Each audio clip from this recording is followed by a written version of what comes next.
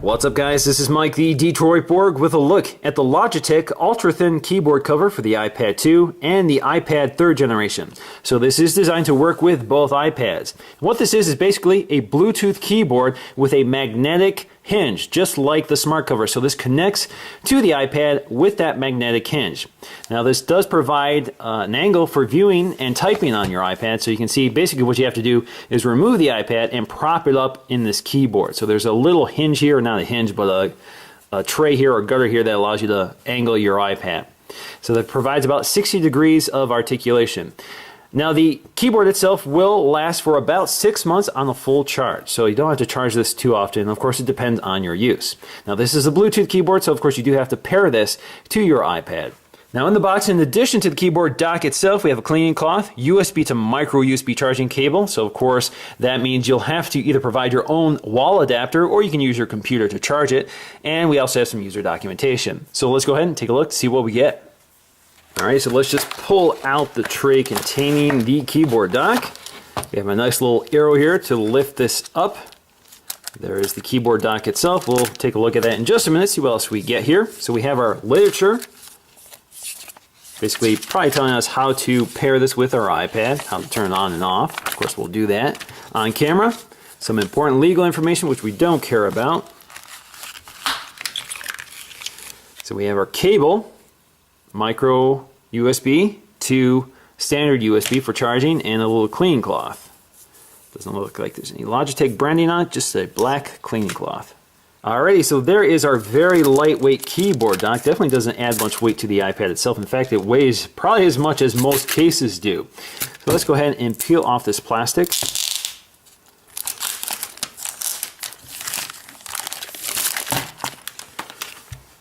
Now taking a close look around the keyboard dock itself, you can see it's made out of this very reflective and fingerprint unfriendly black plastic, that piano black finish. It does look pretty nice. I wouldn't say it looks high quality, but it does the job. In the center you can see we have this propping mechanism for the iPad itself, which we'll demonstrate, but you can see there's actually magnets in here which fasten to the magnetic edge of the iPad. So it does a pretty good job securing the iPad in that slot. Now, of course, we have a full QWERTY keyboard with some function keys, which we'll demonstrate once we get it connected. On the right side, we have our Bluetooth pairing key, which allows us to pair this to any iPad.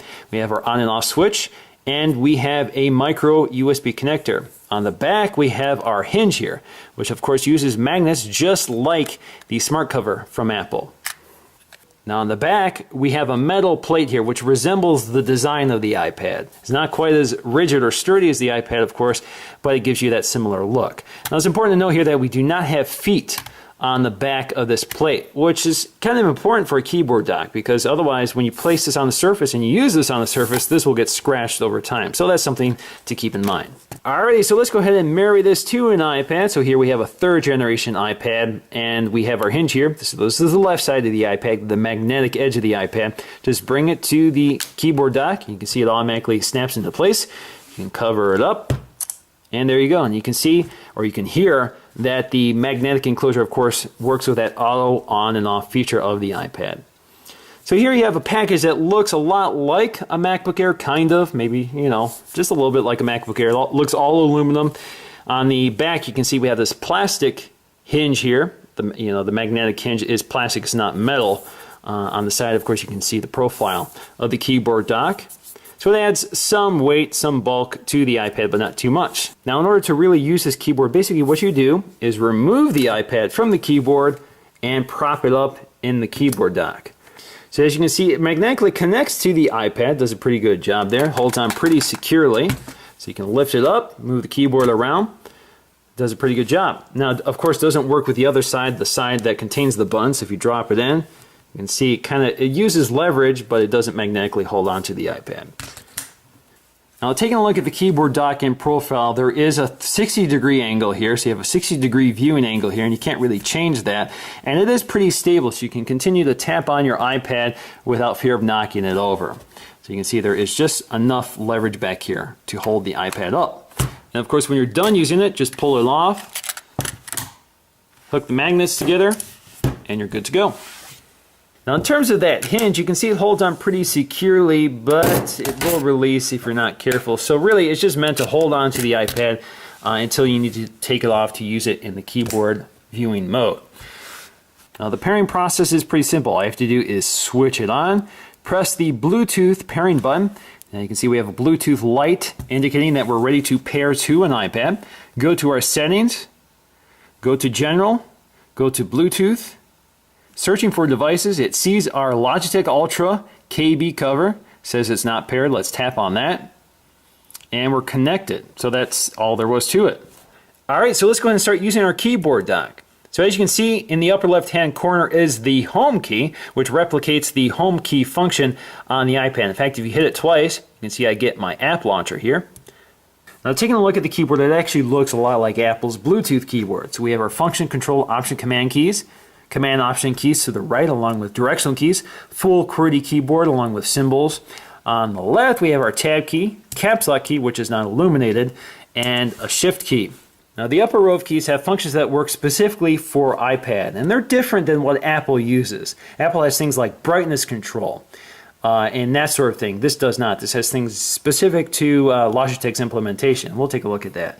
So in the upper left, we have the home button, which operates as I demonstrated earlier. That's the only thing it does. And the other keys require you to use the function button in order to operate them. So if we use function, search brings us to a search screen. Now, if you want to bring up your virtual keyboard, all you have to do is hit function 3. And if you want to change the language of the keyboard, all you have to do is hit function 2. It's a strange feature, I think, to build in. Now, the function 4 and 5 keys allow you to select text. So if you hit function 4, this will allow you to select text, and you can basically scroll back and forward. So function 5 goes right, function left goes left. So you get the idea there. Now, function 6, 7, and 8 are cut, copy, and paste. So cut, paste, and if we want to do copy, let's do that again. Select all, function 8, function 8, function 8, so you get the idea there. And now you can also use the standard shortcuts. So for example, if I want to do the same here, Command A to select all, Command X to cut, Command V to paste, or Command Z to undo. Now we also have our media controls here. So we have play, pause, mute, volume down, and volume up. So let's play. Volume up, volume down, or mute. Now we also have a lock key here, so we can lock the iPad, function delete to wake it up. Now overall, I'm pretty impressed by the keyboard dock. I think it's designed very cleverly, certainly the best in this type of category of keyboard docks. It's very thin, very lightweight, weighs only 11 ounces, doesn't add much bulk to the iPad, and protects the screen. It's also easy to take on and off because it uses magnets. You don't have to pry this on and off to get the iPad out of the case or off the cover, so it works pretty well. And of course, it provides a propping mechanism, which most portable keyboards don't. So for example, the Apple keyboard has no way of propping up your iPad, so you still have to use a case or something like that, and then you still have to provide another way of carrying this around. So this really isn't the best option for portability. Now the only drawback here is the fact that this case does not provide any protection for the back of the iPad. So just like the smart cover, it provides protection for the front glass, provides no protection for the back of the iPad. And unfortunately, if you want to use a form-fitting case like the Switch Easy Cover Buddy or the Switch Easy Nude, it will not allow you to use the slot feature here on the keyboard dock because it won't fit. So that's something to keep in mind. This is great for covering the glass, not great for protecting the iPad, but otherwise a great portable keypad for your iPad. So that's going to do for me, guys. Thanks for watching, and I'll see you again in the next video.